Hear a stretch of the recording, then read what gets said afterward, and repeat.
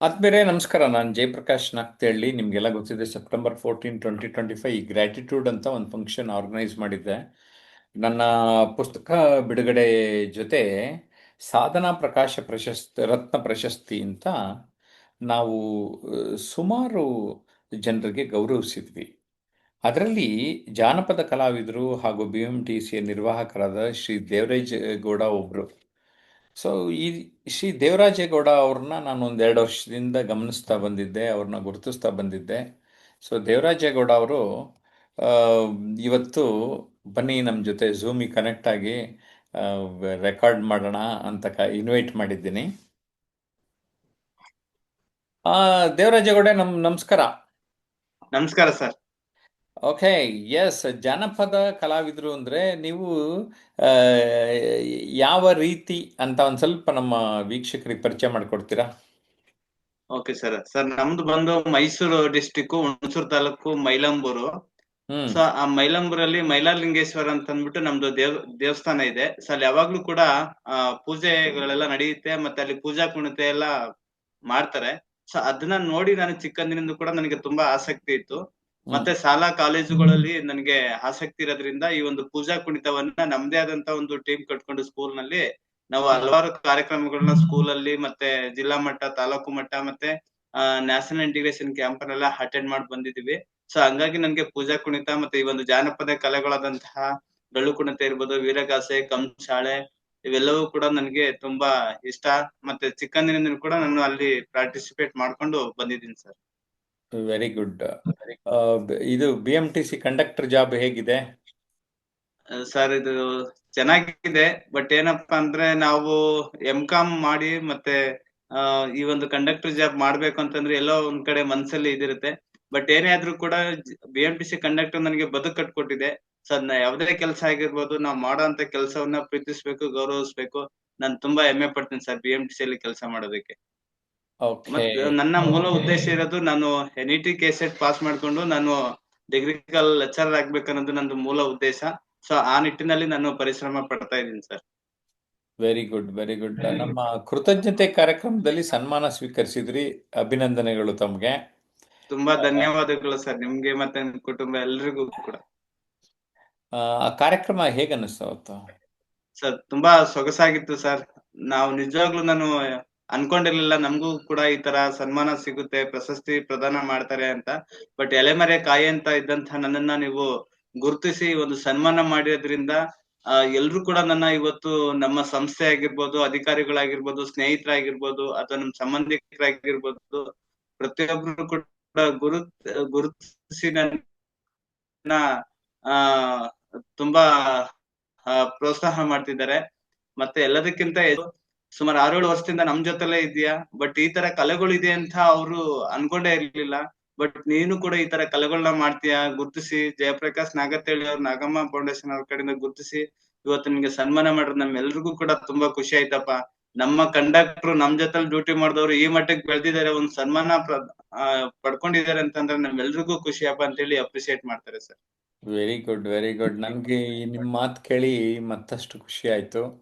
ನಾವು ಸುಮಾರು ಒಂದು 20 ವರ್ಷದಿಂದ ಈ ಕೆಲಸ ಮಾಡಿಕೊಂಡು ಒಂದು 200ಕ್ಕೂ ಹೆಚ್ಚು ಜನರಿಗೆ ಗೌರವಿಸುವಂತಹ ಒಂದು ಆ, ಭಾಗ್ಯ ನಮಗೆ ಸಿಕ್ಕಿದೆ. ಹಾಗಾಗಿ ಈ ಕಾರ್ಯಕ್ರಮಕ್ಕೆ ಕೃತಜ್ಞತೆ ಅಂತ ಹೆಸರಿಟ್ಟಿದ್ದೇವೆ. ಈ ಸರ್ ಕೃತಜ್ಞತೆ ಎನ್ನುವ ಪದ ನಿಮ್ಗೆ ಹೇಗೆ ಅನ್ಸುತ್ತೆ? ಸರಿ, ಕೃತಜ್ಞತೆ ಅನ್ನೋದೇ ನಮ್ಗೆ ಯಾರು ಸಹಕಾರ ಮಾಡ್ತಾರೆ ಅವ್ರಿಗೆ ನಮ್ ಕಡೆಯಿಂದ ಏನಾದ್ರೂ ಒಂದು ಕೃತಜ್ಞತೆ ಸಲ್ಲಿಸ್ಬೇಕು ಅನ್ನೋದನ್ನ ನಾವು ಕೃತಜ್ಞತೆ ಅಂತ ಕರಿತೀವಿ. ಹ್ಮ್. ನಿಜವಾಗ್ಲೂ ನೀವು ನಾಗಮ್ಮ ಫೌಂಡೇಶನ್ ಅನ್ನೋ ಒಂದು ಫೌಂಡೇಶನ್ ಸ್ಥಾಪನೆ ಮಾಡ್ಕೊಂಡು ಅದರಲ್ಲಿ ಹಲವಾರು ಎಲೆಮರೆ ಕಾಯಂತಿರ್ತಕ್ಕಂತಹ ಸಾಧಕರನ್ನ ನೀವುಗಳು ಗುರುತಿಸಿ ಅವರ ಹಿನ್ನೆಲೆ ಮತ್ತೆ ಅವರ ಒಂದು ಏನೇನು ಯಾವ ಕ್ಷೇತ್ರದಲ್ಲಿ ಸಾಧನೆ ಮಾಡಿದ್ದಾರೆ, ಮತ್ತೆ ಅವರ ಹಿಂದಿನ ಜೀವನ ಹೇಗಿತ್ತು, ಮುಂದಿನ ಜೀವನ ಹೇಗಿದೆ, ಪ್ರೆಸೆಂಟ್ ಅಲ್ಲಿ ಯಾವ ರೀತಿ ಅವರು ಸಮಾಜ ಸೇವೆಯಲ್ಲಿ ಇರ್ಬೋದು ಅಥವಾ ಅವರ ಒಂದು ವೃತ್ತಿ ಕ್ಷೇತ್ರದಲ್ಲಿ ತೊಡಸ್ಕೊಂಡಿದ್ದಾರೆ. ಸೊ ಅದೆಲ್ಲವನ್ನ ಗುರುತಿಸಿ ಒಂದು ಸಮಾಜಕ್ಕೆ ಅವ್ರನ್ನ ಒಳ್ಳೆ ವ್ಯಕ್ತಿಯನ್ನಾಗಿ ರೂಪಿಸುವಂತ ಕೆಲಸ ಮಾಡ್ತಾ ಇದ್ದೀರಾ. ಮತ್ತೆ ಒಂದು ನೀವು ಪ್ರಶಸ್ತಿ ಕೊಡೋದ್ರಿಂದ ನಮ್ಮ ಜವಾಬ್ದಾರಿ ಜಾಸ್ತಿ ಆಗ್ತಿದೆ. ಮತ್ತೆ ನಮ್ಗೆ ಎಲ್ಲೋದ್ರೂ ಕೂಡ ಒಂದು ಗೌರವ ಮತ್ತೆ ಒಂದು ಗುರುತಿಸುವಂತ ಕೆಲಸಗಳು ಆಗ್ತಿದೆ ಸರ್. ಅದಕ್ಕೆ ನಾವು ನಿಮ್ಗೆ ಕೃತಜ್ಞತೆ ಸಲ್ಲಿಸ್ಬೇಕು ಸರ್. ಎಸ್ ದೇವರಾಜೇಗೌಡ, ಈ ಕೃತಿಯನ್ನು ನಾನು ನಿಮಗೆ ಕೊಟ್ಟೆ, ಬಿಡುಗಡೆ ಆಯಿತು. ಈ ಹೌದು ಪುಸ್ತಕದ ಸರ್. ಬಗ್ಗೆ ಒಂದೆರಡು ಮಾತು. ಮತ್ತು ನನ್ನ ಪುಸ್ತಕಗಳನ್ನು ಓದ್ತಾ ಬಂದಿದ್ದೀರಿ. ಎಸ್ ನನ್ನ ಸರ್. ಪುಸ್ತಕ ಬರೆಯೋದಕ್ಕೆ ನನಗೆ ಒಂದು ರೀತಿ ಸಹಕಾರ ಕೂಡ ನೀಡ್ತೀರಿ.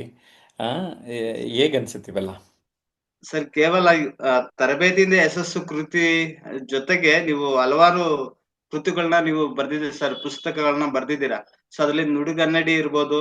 ಆ ನುಡಿಗನ್ನಡಿ ಅನ್ನೋಂಥದ್ದು ಪುಸ್ತಕ ನಾವು ಸ್ಟೇಜ್ ಫಿಯರ್ನೆಸ್ ಯಾವ ರೀತಿ ಹೋಗಿಸ್ಬೇಕು, ಮತ್ತೆ ನಾವು ಭಾಷಣ ಕಲೆಗಳನ್ನ ಯಾವ ರೀತಿ ರೂಢಿಸ್ಕೊಬೇಕು, ನಮ್ಮ ವ್ಯಕ್ತಿತ್ವವನ್ನ ಯಾವ ರೀತಿ ರೂಪಿಸ್ಕೊಬೇಕು ಅನ್ನೋದ್ರ ಬಗ್ಗೆ ಇದೆ. ಹ್ಮ್. ನುಡಿಗನ್ನಡಿ ಮತ್ತೆ ಸೋಲುಗಳಿಗೆ ಅಂಜದಿರಿ, ಕೀಳಿರಿಮೆ ಏನು, ಏಕೆ, ಹೇಗೆ, ಆ ಪುಸ್ತಕ ಕೂಡ ಬರ್ದಿದ್ದೀರಾ.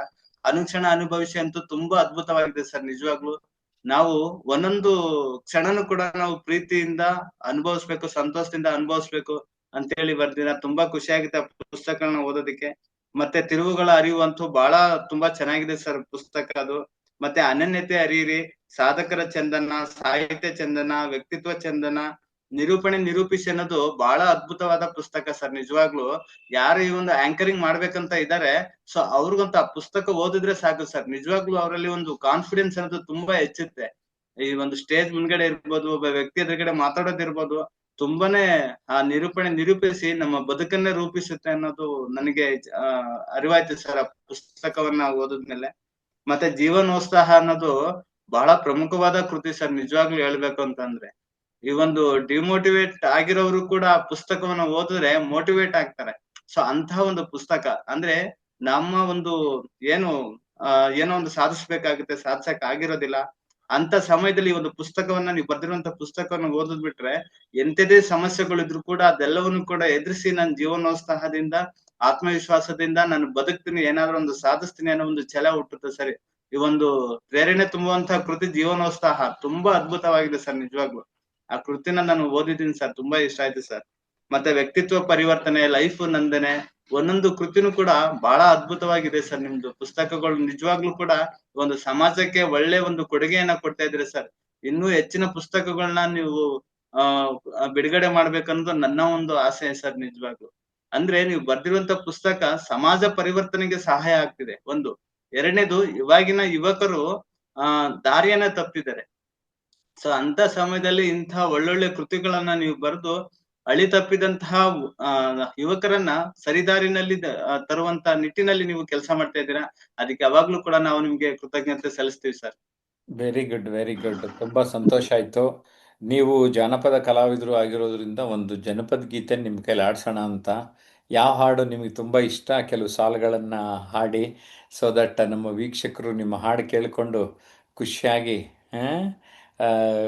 ವಿಡಿಯೋನ ಲೈಕ್ ಮಾಡಿ 4-6 ಜನಕ್ಕೆ ಫಾರ್ವರ್ಡ್ ಮಾಡಲಿ ಅಂತ ಕೋರ್ತೇನೆ. ಇನ್ನು ಜಯಪ್ರಕಾಶ್ ನಾಗ್ತಳ್ಳಿ ಯೂಟ್ಯೂಬ್ ಚಾನಲ್ ಸಬ್ಸ್ಕ್ರೈಬ್ ಮಾಡಿಲ್ಲ ಅಂದರೆ ಈಗಲೇ ಮಾಡಿ. ಎಸ್ ದೇವರಾಜ್. ಮತ್ತೆ ಈ ಒಂದು ಜನಪದ ಸಾಹಿತ್ಯದಲ್ಲಿ ಹಲವಾರು ಕೃತಿಗಳು, ಹಲವಾರು ಜಾನಪದ ಕಲೆಗಳು ಇವತ್ತು ನಶಿಸಿ ಹೋಗ್ತಿದೆ ಸರ್. ಈ ನಶಿಸಿ ಹೋಗಿಕ್ಕೆ ಕಾರಣ ಏನು ಅಂತಂದ್ರೆ, ಇವತ್ತಿನ ಪಾಶ್ಚಿಮಾತ್ಯ ಇದನ್ನ ಮೈಗೂಡ್ಸ್ಕೊಂಡಿದ್ದಾರೆ ಯುವಕರು. ಈ ಒಂದು ನಮ್ಮ ಕರ್ನಾಟಕದ ಜಾನಪದ ಕಲೆಗಳಾದಂತಹ ಕಲೆಗಳನ್ನ ಕಲ್ತು ಅದನ್ನ ಉಳಿಸುವಂತ ಕೆಲಸ ಮಾಡ್ತಿಲ್ಲ. ಸೊ ಹಂಗಾಗಿ ಎಸ್. ನನ್ಗೆ ನೀವು ಕೊಟ್ಟಂತ ಪ್ರಶಸ್ತಿ, ನನಗೆ ನಾನೇ ಆದಂತ ಒಂದು ತಂಡವನ್ನ ತಯಾರು ಮಾಡ್ಕೊಂಡು ಈ ಒಂದು ಜಾನಪದ ಕಲೆಗಳನ್ನ ಮುಂದುವರ್ಸ್ಕೊಂಡು ಹೋಗ್ತೀನಿ ಅಂತ ಹೇಳಿ ಭರವಸೆ ಕೊಡ್ತೀನಿ. ಮತ್ತೆ ನೀವು ಜಾನಪದ ಗೀತೆ ಹೇಳಿ ಅಂತಂದ್ರೆ, ನನಗೆ ಇಷ್ಟವಾದಂತ ಗೀತೆ ಅಂದ್ರೆ ಮುದ್ದು ಭೈರವ ಸ್ವಾಮಿ ಅಂತ. ಅದು ಎರಡೇ 2 ಲೈನ್ ಹೇಳಲಿಕ್ಕೆ ಇಷ್ಟಪಡ್ತೀನಿ. ಹೇಳಿ ಹೇಳಿ. ಮುದ್ದು ಭೈರವ ಸ್ವಾಮಿ ಗದ್ದುಗೆ ಏರುವಾಗ, ಸಿದ್ದಾರ ಶಿವಮಠಕ್ಕೆ ಬೆಳಕಾದೋ ಕೋಲಣ ಕೋಲೆ. ಸಿದ್ದಾರ ಶಿವಮಠಕ್ಕೆ ಬೆಳಕಾದೋ ಕೋಲಣ ಕೋಲೆ. ಮುದ್ದು ಭೈರವ ಸ್ವಾಮಿ ಉರಿ ಗದ್ದುಗೆ ಏರುವಾಗ, ಸಿದ್ದಾರ ಶಿವಮಠಕ್ಕೆ ಬೆಳಕಾದೋ ಕೋಲಣ ಕೋಲೆ. ಸಿದ್ದಾರ ಶಿವಮಠಕ್ಕೆ ಬೆಳಕಾದೋ ಕೋಲಣ ಕೋಲೆ. ತುಂಬಾ ಧನ್ಯವಾದಗಳು ಸರ್. ಗುಡ್ ಗುಡ್, ತುಂಬ ಚೆನ್ನಾಗಿ ಹೇಳಿದ್ರಿ. ಆ, ಒಟ್ಟಾರೆ ಇದುವರೆಗಿನ ಬದುಕು ಹೇಗೆ ಅನ್ನಿಸ್ತಾ ಇದೆ? ಸರ್, ಇದುವರೆಗಿನ ಬದುಕು ನಾನು ಯಾವ್ದೋ ಒಂದ್ ರೀತಿನಲ್ಲಿ ಯೋಚನೆ ಮಾಡ್ತಿದ್ದೆ. ಬಟ್ ನಾವು ಮಾಡೋಂತ ಕೆಲಸ ಇರ್ಬೋದು, ನಾವು ಓದಿರೋ ವಿದ್ಯಾಭ್ಯಾಸ ಇರ್ಬೋದು, ಅದಕ್ಕೆ ತಕ್ಕಂತೆ ಕೆಲಸ ಸಿಗ್ಲಿ, ನಾನು ಎಲ್ಲೋ ಒಂದ್ ಕಡೆ ಕೀಳಿರಿಮೆ ಇತ್ತು ನನಗೆ. ಆದ್ರೆ ನಿಮ್ಮ ಕೃತಿಗಳನ್ನ ಓದಿದ್ಮೇಲೆ ನನ್ನ ಜೀವನವನ್ನ ರೂಪಿಸ್ಕೊಳ್ಳುವಂತಹ ಒಂದು ಇದು ನಿಮ್ಮ ಕೃತಿಗಳು ಓದಿದ್ಮೇಲೆ ಕಾನ್ಫಿಡೆನ್ಸ್ ಬಂತು, ನನಗೆ ಆಸಕ್ತಿ ಬಂತು. ಇನ್ ಮುಂದೆ ಜೀವನವನ್ನ ಬಹಳ ಸೊಗಸಾಗಿ ಸಾಗಿಸ್ತೀನಿ ಅನ್ನೋ ಒಂದು ಭರವಸೆ ನನ್ನಲ್ಲಿ ಹುಟ್ಟಿದೆ ಸರ್. Very good. ನಿಮ್ಗೆ ಒಳ್ಳೇದಾಗ್ಲಿ. ಬದುಕನ್ನ ಅರ್ಥ ಮಾಡ್ಕೊಳ್ಳೋದು, ಉದ್ದೇಶವನ್ನ ಅರ್ಥ ಮಾಡ್ಕೊಳ್ಳೋದು ಇದೆಯಲ್ಲ, ಅದು ತುಂಬ ಮುಖ್ಯ. ತಾವು ಸರ್. ಹೇಳಿದಾಗೆ ನನ್ನ ಕೃತಿಗಳ ಮೂಲಕ, ನನ್ನ ಮಾತುಗಳ ಮೂಲಕ, ತರಬೇತಿ, ಮಾರ್ಗದರ್ಶನದ ಮೂಲಕ ಇದೇ ಕೆಲಸನ ಮಾಡ್ಕೊಂಡು ಬಂದಿದ್ದೇನೆ. ಹಾಗಾಗಿ ಎಸ್ ಸರ್. ಹಲವಾರು ಜನ ಜೀವನದಲ್ಲಿ ಅವರ ಬದುಕನ್ನು ಅವರೇ ರೂಪಿಸಿಕೊಳ್ಳಬೇಕು. ತಾವು ಹೇಳಿದಾಗೆ ಲೈಫು ನಮ್ಮದೇನೆ ಕೃತಿಯಲ್ಲಿ ನಮ್ಮ ಲೈಫು ನಮ್ಮದು, ನಮ್ಮ ಕಡೆ ಗಮನ ಕೊಡಬೇಕು ಅನ್ನುವಂಥ ಮಾತುಗಳನ್ನು ಹೇಳಿದ್ದೇನೆ. S Devarajagowda sir. ಅವರೇ, ಧನ್ಯವಾದ. ತುಂಬಾ ಥ್ಯಾಂಕ್ ಯು ಸರ್. ಯಾವಾಗ್ಲೂ ನಿಮ್ಗೆ ಕೃತಜ್ಞತೆ ಆಗಿರ್ತೀವಿ ಸರ್ ನಾವು. Yes, thank you Devaraje Gowda.